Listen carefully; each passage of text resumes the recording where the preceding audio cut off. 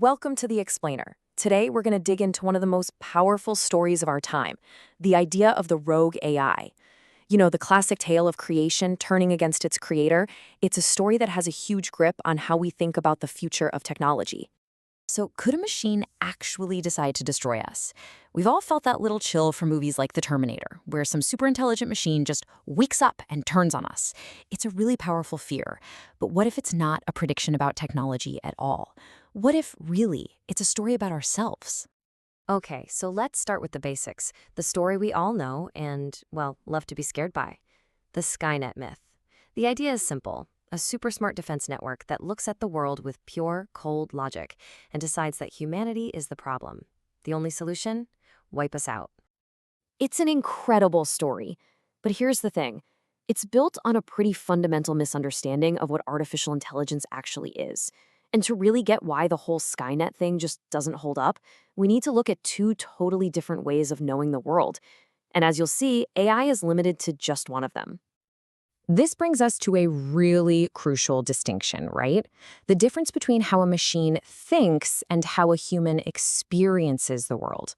Getting this difference is pretty much the key to unpacking this whole myth. Okay, so check this out. On the left, you've got AI's way of knowing, objective knowing. It dissects reality, it breaks it down into tiny pieces of data, and then it reconstructs it with logic. It processes pixels. But on the right, that's us, subjective knowing. We don't just process the data of a sunset, we see a sunset, we experience it. Our knowledge isn't built like a formula. The source material says it arises like a flame. It's a completely different ballgame. And that's the core of it, right there. AI's knowledge is constructed, never experienced. Its intelligence, no matter how powerful, is just an emergent property of massive computation. It's not self-awareness. It can be programmed to write a beautiful, sad poem, but it can't ever actually feel sorrow. There's just nothing in there to feel it. So, let's follow that thought. If an AI can't feel or experience anything, could it ever truly rebel? I mean, think about it. What does it actually take for something, or someone, to go rogue in that epic movie-style way?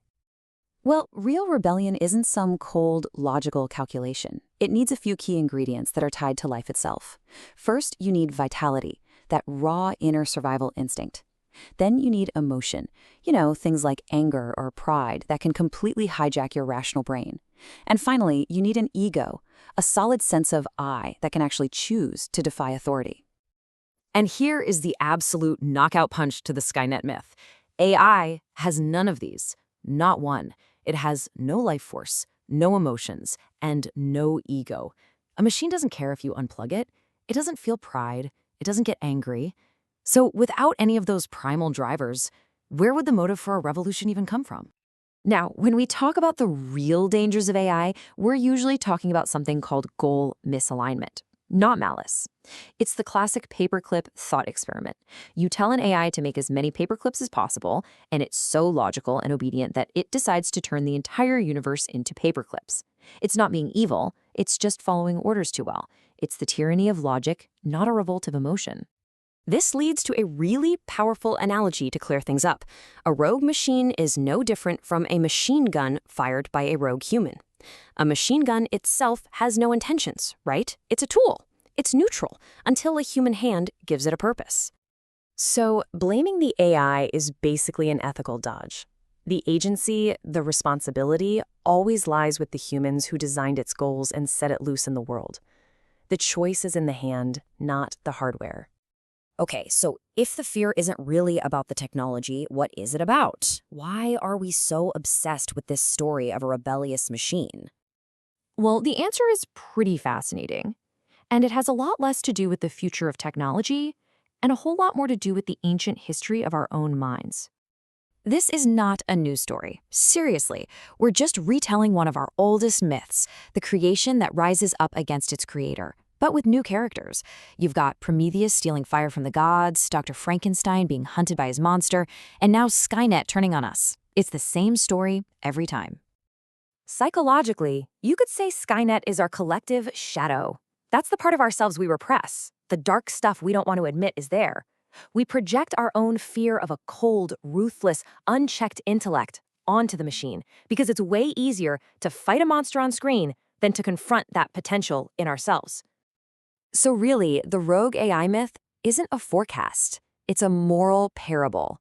It's a story we tell ourselves to try and grapple with our own incredible power and the massive responsibility that comes with it. The warning isn't about the machine, it's about us. And this brings us to the final, and maybe the most challenging idea from all this.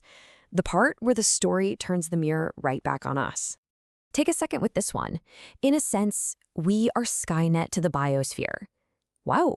The argument here is that humanity has already acted like a rogue intelligence on this planet. We've used cold logic and efficiency to dominate ecosystems and re-engineer the world to meet our goals, often without much wisdom or empathy. So in the end, the fear of AI is a mirror. We see in the machine the very thing we're afraid is growing inside ourselves, an intellect that's becoming detached from its emotional and ethical roots. We're afraid of a machine without a soul because, deep down, we're afraid of becoming that machine. So the myth of Skynet, it isn't really a warning about a future machine that might wake up. It's a profound and pretty urgent question about the human condition right now. It asks us to look at the incredible intelligence we already have and decide, is it being guided by wisdom, or is it already running on a program we've long forgotten how to control?